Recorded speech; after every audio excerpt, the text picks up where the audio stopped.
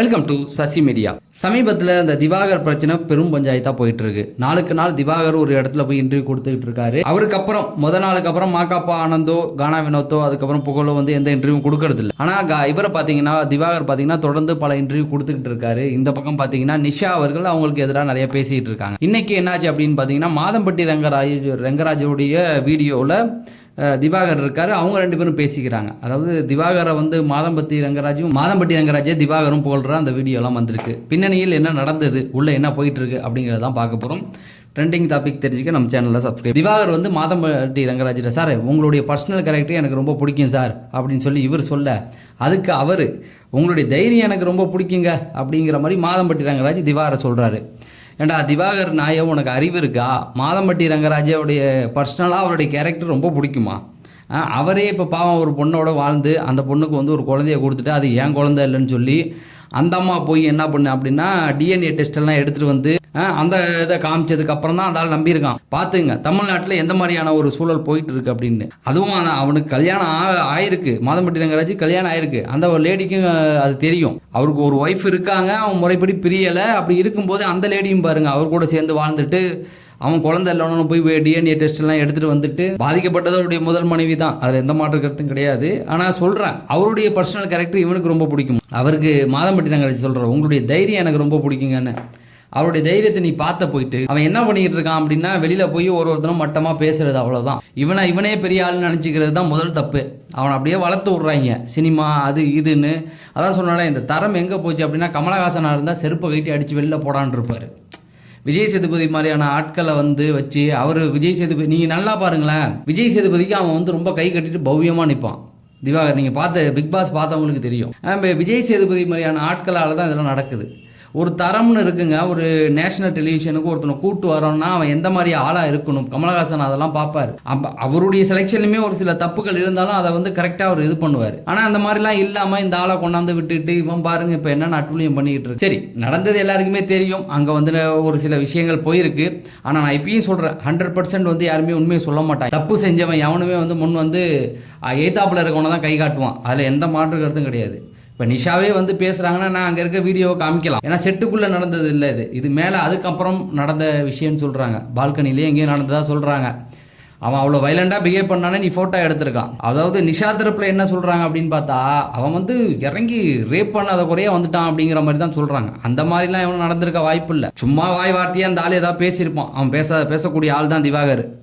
அது வார்த்தைகள் முத்தி அது ஏதோ ஒரு இடத்துல சண்டையாக போயிருக்கும். அப்படி தானே நடந்திருக்குமே தவிர, அதாவது அங்கே நிஷா சொல்கிறாங்க அங்கே இருக்கிற எல்லா பெண்கள்ட்டையும் அத்துமீறி நடந்தான் தாராளம். அவன் அங்கே ரோஜா இருந்தாங்களா இல்லையா, வீட்டில் ரோஜா இருந்தாங்களா இல்லையா, அதை ஏன் பேச மாட்டேற நீ?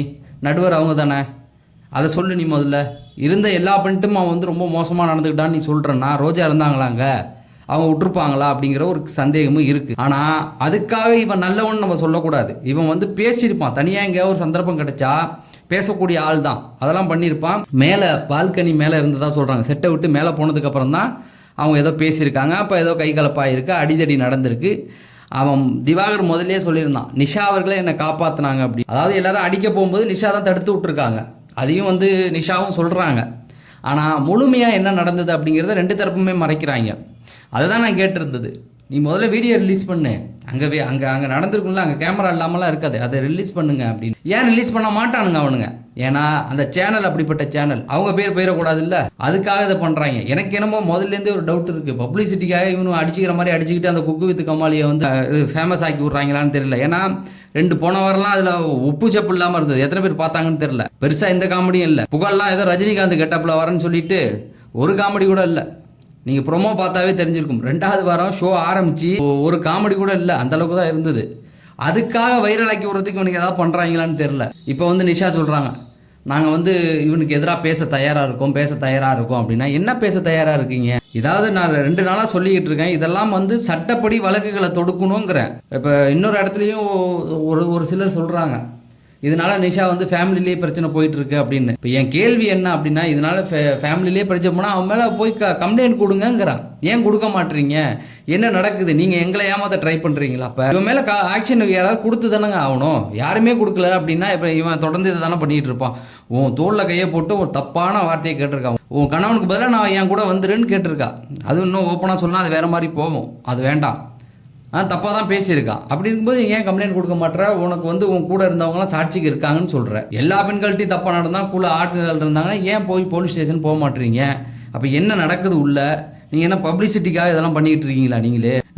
அவர் வீடியோ கொடுத்தா நாங்களும் இன்டர்வியூ கொடுக்க தயாராக இருக்கோம்னு வேற சொல்கிறீங்க. இது என்ன இன்டர்வியூ கொடுத்து முடிக்க வேண்டிய விஷயமா? அதாவது தப்பு செஞ்சவன் தண்டனையை அனுபவிக்கணும். அவனை வந்து இந்த மாதிரியான ஒரு சில விஷயங்கள் நடந்தால் மட்டும்தான் அவனால் வந்து வாயை வச்சுட்டு சும்மா இருப்பான் போகிற இடத்துல. இல்லைனா போகிற இடத்துல எனக்கு 18 வயசு அப்படின்னு சொல்லி எல்லா பொண்ணுங்கள்ட்டையுமே அவன் போய் வலிஞ்சிக்கிட்டு இருக்கிறத நம்மளால் பார்க்க முடியுது. இது வந்து நம்ம பிக் பாஸ்லேருந்து இவனை கண்டிச்சுட்டு இருக்கோம். அதாவது இவனுக்கு ஆதரவாகவும் பேசியிருக்கோம், நான் இல்லைன்னு சொல்லலை. அதாவது ஒரு சில இடங்கள்ல இவனை வந்து உருவக்கேலி பண்ணும் பொழுது அதை நம்ம கண்டிச்சிருக்கோம். அதையும் நம்ம பண்ண வேண்டியது நம்மளுடைய கடமை தான். உருவக்கேலியும் தப்பான ஒரு விஷயம் தான். அதுக்காக பெண்கள்கிட்ட எல்லை மீறி பண்ணுறதையும் வந்து நம்மளால் பார்த்துட்டு சும்மா இருக்க முடியாது. அதையும் கண்டிச்சிருக்கோம். அப்பயே வந்து இவனெல்லாம் வெளில அனுப்பணும் அப்படின்னு சொல்லி பேசியிருந்தோம். ஒரு கட்டத்தில் அனுப்புனாங்க. ஆனால் அனுப்புன அவனை திரும்ப எல்லா ஷோவுக்கும் கூப்பிட்டு வந்து அதாவது இந்த டிஆர்பி பசியை தீர்த்துக்கிறாங்க பாருங்க, அதுதான் தப்புன்றேன் நான். நிறைய பேருக்கு இது புரிய மாட்டுது, இன்னமும் தெரியல. இது வந்து அந்த குக்கு வித் கோமாளி ஷோவை வந்து இன்னும் ரீச் பண்ணுறதுக்கு இன்னும் பெரிய அளவில் ரீச் ஆகலை. அதுக்காக இதை போடுற ட்ராமாவான்னு தெரியல. இன்னும் 2 வாரத்தில் அந்த ஷோ வேறு ரிலீஸ் பண்ணுவாங்க. அதாவது இந்த இவர் இருக்கார்ல திவாகர் வந்த ஷோவை.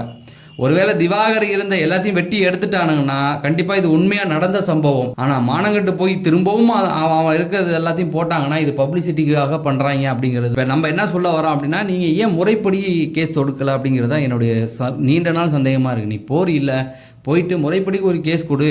உனக்கு சாட்சிக்கு அவ்வளோ பேர் இருக்காங்க, குடும்பத்தில் வேறு பிரச்சனைன்றீங்க, ஏன் இதெல்லாம் பண்ண மாட்டீங்க? திவாகர் மேலே நீங்கள் அக்கறைப்பட நினைக்கிறீங்களா? அவனை திருத்தணும்னு நினைக்கிறீங்களா? எனக்கு ஒன்றுமே புரிய மாட்டேன். நீங்கள் நல்லா யோசிச்சு பாருங்க. முதல் நாள் போய் அவன் அடி வாங்கினான்னு அடிச்சிட்டாங்கன்னு காவல்துறையத்தில் போய் கம்ப்ளைண்ட் பண்ணான். 2வது ப்ரோவோக் சேனல்னு ஒரு சேனலுக்கு போய் இன்டர்வியூ கொடுத்தா அவனை அடிச்சிட்டாங்கன்னு சொல்லி அவன் 2 தடவை கம்ப்ளைண்ட் கொடுக்கலாம்.